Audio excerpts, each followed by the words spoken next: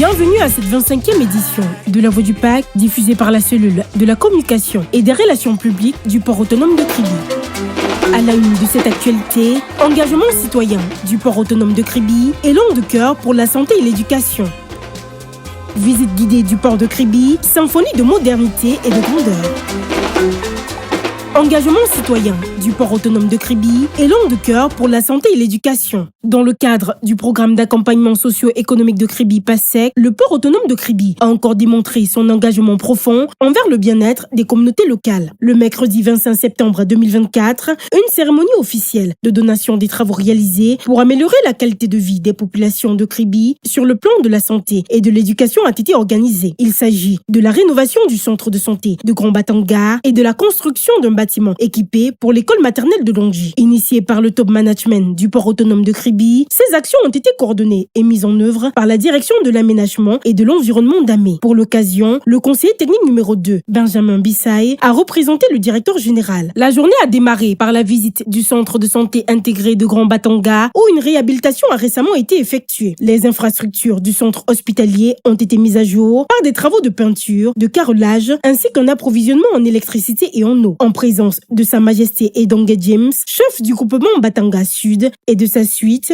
cette initiative a été chaleureusement accueillie par le personnel médical, notamment par la chef du centre, Madame Nadine Kouari, qui a salué cette action déterminante pour garantir un accès aux soins dans un environnement moderne et sain. À la suite de cette visite, la cérémonie de remise officielle d'un bâtiment à l'école maternelle de Longji, présidée par Madame Bitangue Bebga Marie-Suzanne, sous-préfet de Kribi 2e, l'événement a connu la présence du représentant de Madame le maire de Kribi 2e, du représentant de Madame le délégué départemental de l'éducation de base de l'Océan, de la représentante de Madame l'inspectrice d'arrondissement de l'éducation de base de Kribi 2e et du chef du village de Longji. Après le discours des personnalités présentes et les formalités protocolaires, le moment tant attendu de la coupure du ruban symbolique a eu lieu, suivi d'une visite des nouvelles installations. Cette cérémonie a également été marquée par la pose d'une plaque commémorative célébrant l'inauguration de ce joyau éducatif qui comprend 2 salles de classe, un bureau administratif, 120 chaises pour les jeunes élèves et du matériel essentiel tel que des tableaux et des bureaux pour les enseignantes. L'émotion était palpable parmi le personnel et la directrice de l'école, Madame Berthe Coco, n'a pas manqué de remercier le PAC pour cet ouvrage. La satisfaction des élèves s'est exprimée à travers des danses joyeuses accompagnant les festivités.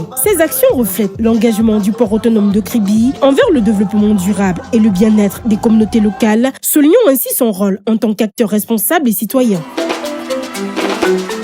Visite guidée au port de Kribi, symphonie de modernité et de grandeur. Les stagiaires du port autonome de Kribi ont récemment eu l'occasion de plonger au cœur de l'une des infrastructures portuaires les plus modernes de la région. Dès les premières étapes de la visite, le gigantisme et la sophistication du port de Kribi captivent. Un espace où innovation et rigueur se rencontrent pour orchestrer les mouvements d'un hub stratégique. Visite guidée. Dès l'entrée, le port de Kribi vous saisit. Comme un géant au seuil de son royaume, un portique monumental de près de 8 mètres s'élève, fier gardien d'un monde à part. Le soleil, haut dans le ciel ce jour-là, vient caresser les postes de contrôle et la barrière automatisée qui filtre sans compromis chaque passage. Les agents de Kribi Port Security en uniforme sont rigoureux. Ici, on ne pénètre pas sans montrer patte blanche. Badge à la poitrine pour le personnel, code d'accès temporaire pour les visiteurs. Chaque entrée est un rituel bien réglé. Et pour le voyageur, la première étape se joue sous le regard vigilant des contrôleurs. Chaque visiteur porte un casque ajusté et le chasuble enfilé comme une promesse de sécurité. Le voyage commence. À droite, un ruban de bitume mène au terminal à conteneurs et à gauche, la zone industrielle s'étend, riche de promesses. Sur le bord de la route, la capitainerie se dresse, élégante et impassible. Blanc éclatant, ces 2 étages couronnés d'antennes captent l'essence de l'innovation. Ce bâtiment est le cerveau du port. C'est là que se joue la symphonie des opérations et de la sécurité. En approchant, le murmure des échanges techniques se fait entendre. Derrière les vitres de la salle de commande, les écrans capturent des images venues du large et la voix d'un opérateur se mêle à celle d'un marin au bout du monde. Leurs mots dansent en anglais sur un fond de clavier qui cliquette. Face à nous, le scanner export, gardien vigilant des richesses qui quittent le pays, surveille chaque conteneur. Ensuite, le terminal à conteneurs, un univers où les routes lisses et larges invitent à l'évasion. Les stagiaires laissent échapper des regards émerveillés.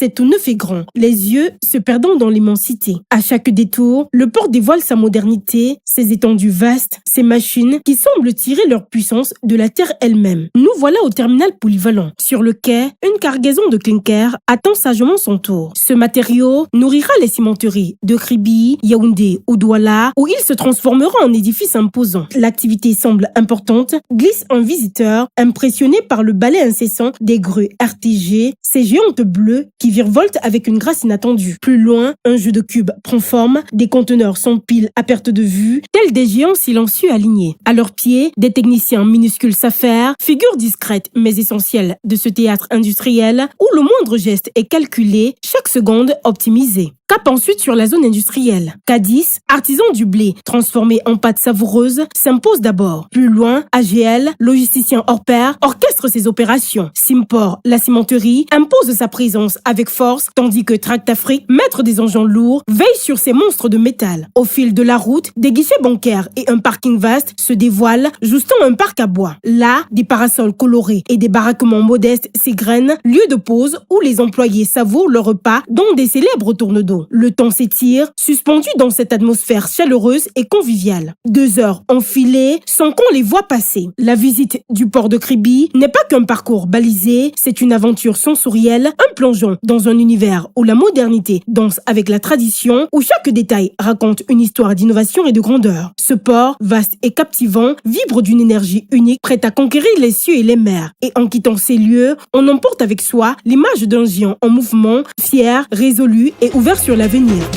Et c'est ainsi que s'achève cette édition de La Voix du PAC. À la présentation, j'étais Tatiane Defac. Merci pour votre attention. Rendez-vous la semaine prochaine pour un nouveau numéro.